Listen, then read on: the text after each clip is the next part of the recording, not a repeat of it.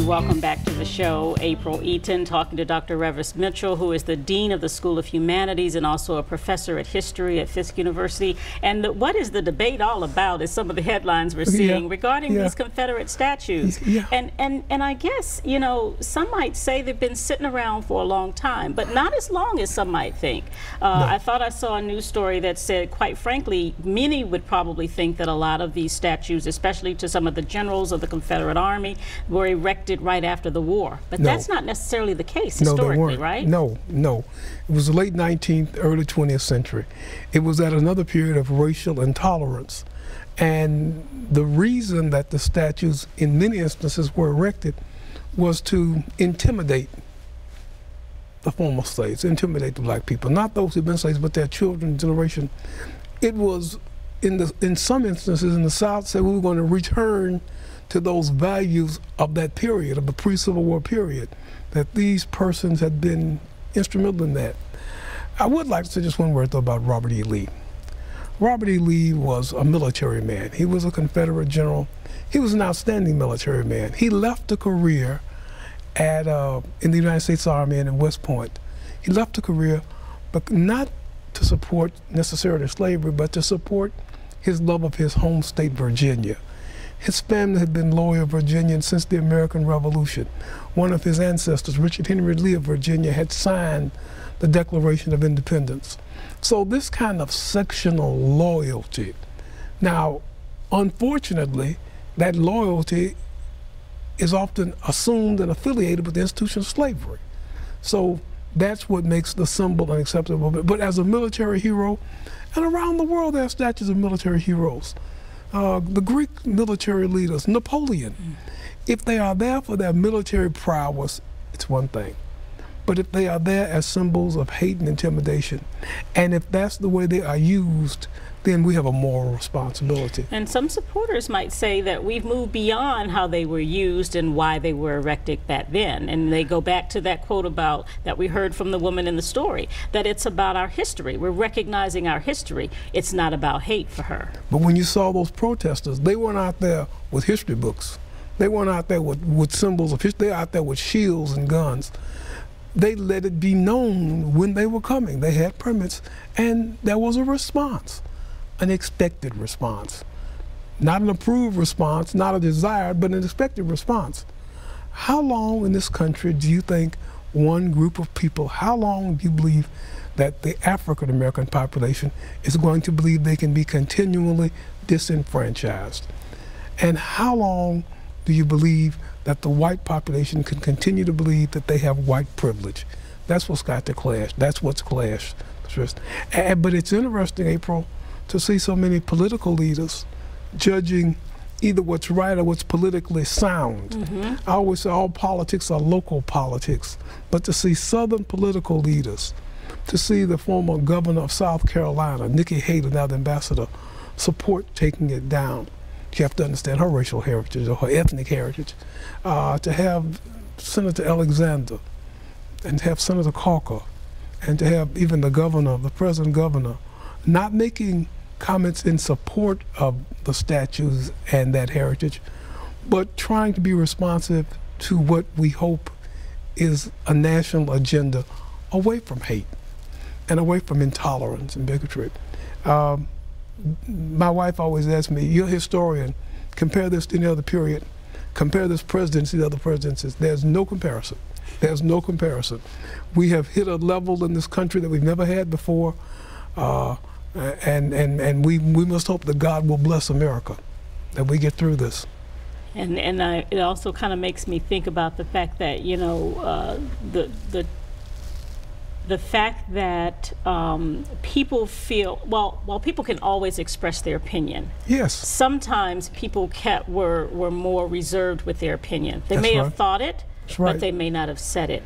It seems like we're in a time now where people are not afraid to say it and show it and do things that really demonstrate their true colors. Well, we began a period of celebrating outrageous behavior. Outrageous behavior from the very top down to what we view on TV, down to Iraq. And I believe in expressing yourself. I really do. But there's some limits to it, right? But you have to be able to put limits on. Don't you have to be responsible you have to be able with to it? self-regulate. And not everyone can do that. You have to be, as you said earlier, tolerant. I have to allow you to have your views, but they can't infringe upon my rights. You can celebrate your past and your heritage, but don't celebrate that if it means debunking or taking me down. Now, I'd like to tell you I knew how to, give a national prescription for that, but I think that's a challenge we have to work on. We have to work on it in our schools and in our churches, but we have to begin by working on it at home. We have to begin by working on it.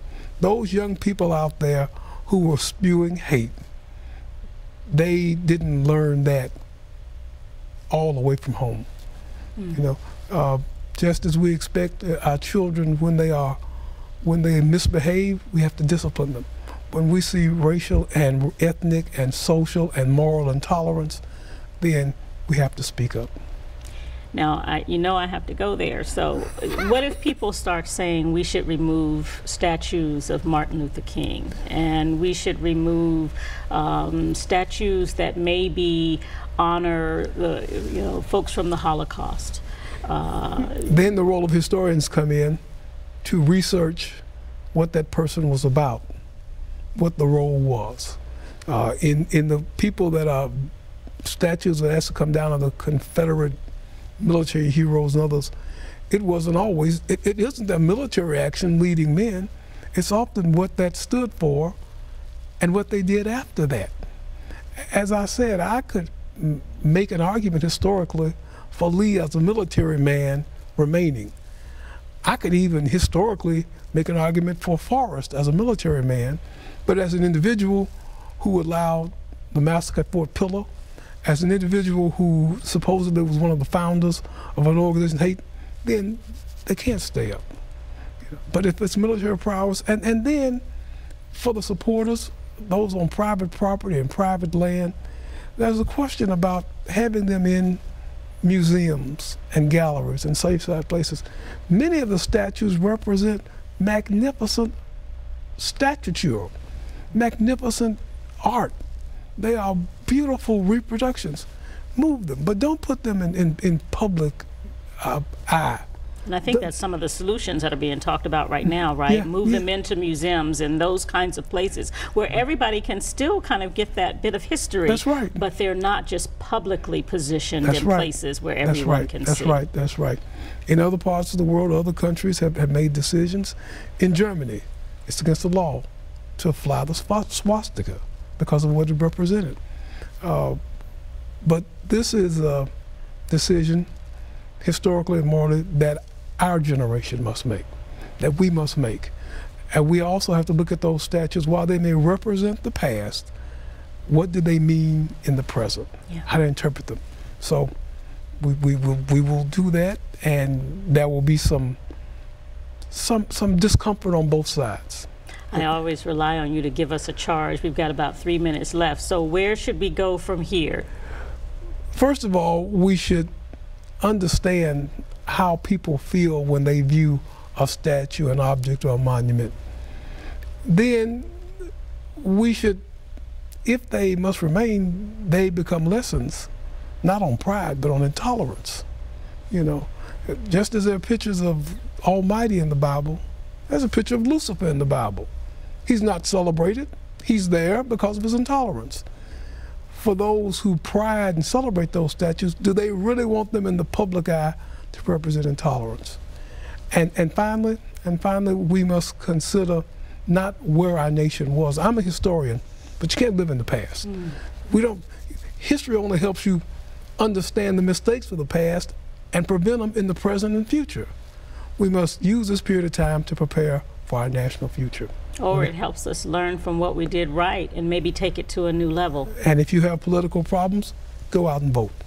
Great country, no place in the world. If you have a problem leader, vote them out of office. Don't yell them out, don't throw rocks, vote them out of office. Get involved in the process. Well, some would say that's how we got here, Dr. Mitchell. Thank you for the invitation, and thank you for the conversation, April. I always enjoy it. Thank you so much, Dr. Mitchell. Let's take a quick break. When we come back, we'll wrap things up.